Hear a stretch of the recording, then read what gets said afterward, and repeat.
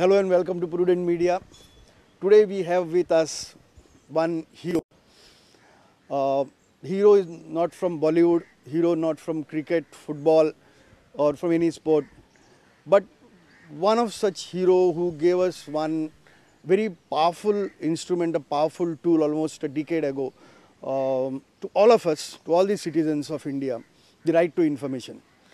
And he was instrumental in drafting the bill, the central bill also.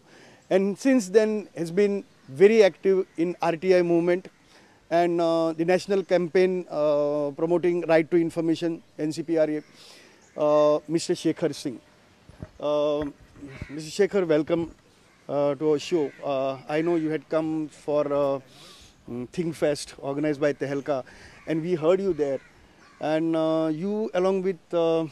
Arvind Kejriwal, and both of you are in one moment in NCPRA, fighting for right to information.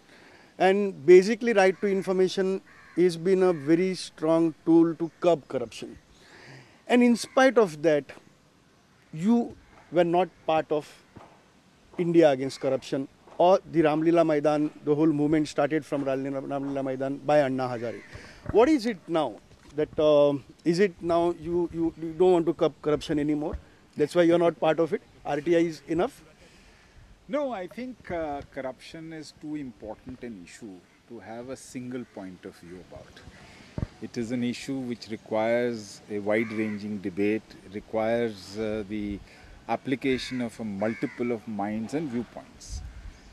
Our differences of opinion with the group which constitutes the India Against Corruption, and most of them incidentally are not just friends but old colleagues of ours whom we continue to be friendly with and respect, is not that we disagree with their objectives. We are all for fighting against corruption.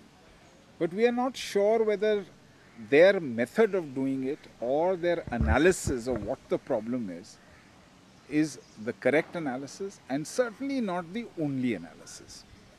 To give you an example, we feel that they are targeting corruption and saying corruption is the problem, so let us fight it. We feel that it is not corruption which is the primary problem. The primary problem is the concentration of power in any one institution.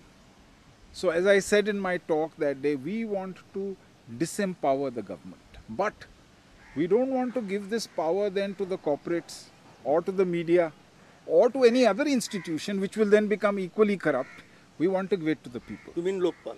Yes. So we want to give it to the people. So our main objection is that you cannot replace the problems of concentration of power in one institution by setting another institution which has the same concentration of power. But don't you think that Lokpal, whatever has been proposed by or General Lokpal which is being proposed, there are enough checks and balances there? What like are the Arvind Kejriwal was saying that even certain people like Election Commission of India cannot be removed just like that.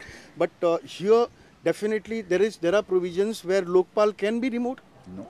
See, let us understand one thing. There are other institutions in the country, like the Election Commission, which is very difficult to remove. You can impeach them, but no. But that doesn't mean that if there is one institution which is difficult to remove, we must have more like that. Secondly, Election Commission of India has a very narrow mandate, which is just for elections. When you set up a Lokpal with this huge mandate, and not just mandate but jurisdiction, the Jan Lokpal wants to cover the whole of bureaucracy, the whole of judiciary, not just for corruption but for grievances. Now that mandate is so large. The only thing that the Jan Lokpal talks about is that if you have corruption charges against the Lokpal, you can go to the Supreme Court. But if you have corruption charges against the Supreme Court, you come to the Lokpal. So now you have this interfering of institutions where one oversees the other, but that one oversees this. Is that effective? Besides, suppose it's not corruption. Suppose these people are biased. Suppose they are inactive. Suppose they are lazy. There is nothing you can do about it. We have therefore suggested an alternative. The answer is not that therefore we shouldn't do anything. What we have suggested, and this is now in the public domain, is a basket of measures. We have said, there's another problem. You give one institution so much of jurisdiction, that institution will get overpowered. Totally lost. So still somebody can misuse it. Not just that, the amount, the quantum. You see, there are 4 million central government employees.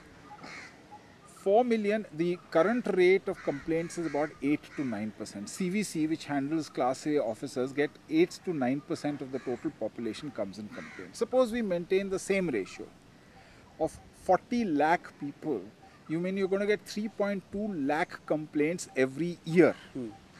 CBI, one investigation team, which is one DYSP level officer and 2 others, handles between 1.5 to 2 cases a year. So that means by same ratio, you need 1.5 lakh investigator teams to handle this in one institution. And this is corruption. Grievances. Look, you and I might not face corruption every day, but we have grievances every day. The grievances will run into 10 times. Can one institution handle that? It will get overwhelmed. So we've said, let's be practical. But now they are dividing it, right? That was our proposal. Okay. Our proposal to the government was that let us have one institution, the Lokpal, to look at the Prime Minister, the Cabinet Minister, the higher bureaucracy. Let us have another institution, the Judicial Accountability Setup, to look at the judges. So that there's Anna also, has also agreed to that. well, day before yesterday in the morning, he says we don't accept. His thing was that they are breaking it up into bits. In the evening and yesterday, or day before, Arvind told me that, okay, they are agreeable now that you can have these multiple, which is our proposal, but they must all be strong. Fair enough, we have no. But they must all be passed in the winter session of Parliament. Now the point is, government has just come up with its draft grievance redress bill, which is based 80% on our recommendations. Okay. It has come into the public domain. They are saying, let the people respond. How can you get 5 bills discussed, mandated and passed? You want bad bills at the end of the day? Weakness is not the only problem. Badness is also a problem. Yeah, so we are saying, look, let's give it some reasonable thing. The third problem here is that you can't tell the Parliament that you have to run on our dictates here. They also have to. No, before coming to that point, basically you want Lokpal to keep it limited only to investigation, powers of investigation, or also prosecution, penalizing, and all these things. This is another problem. Yeah. In the long run, we feel that investigation and prosecution should be in separate institutions because otherwise too much power comes. I mean, if you get onto the wrong side of a body which both investigates and prosecutes you, even if you're innocent, you don't have a chance. But we also recognize that if there wasn't proper collaboration between the investigative and prosecutory authorities, then you will never get anywhere. So we have suggested that for the moment, let investigation and prosecution be together in the Lokpal. But in the medium to long term, very much like the UK system, let's have an independent prosecutory body, number one.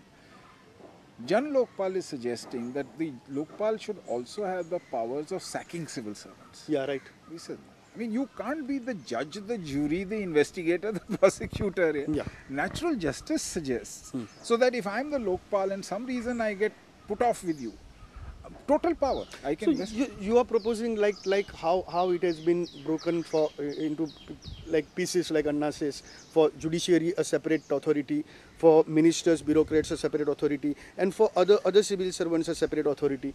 In a similar manner, even these things should be broken again into pieces.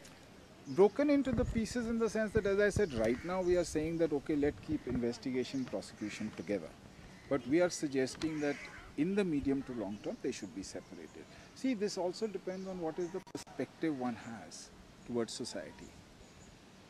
The general feeling is it's better that 100 guilty people go free than that one innocent person is convicted.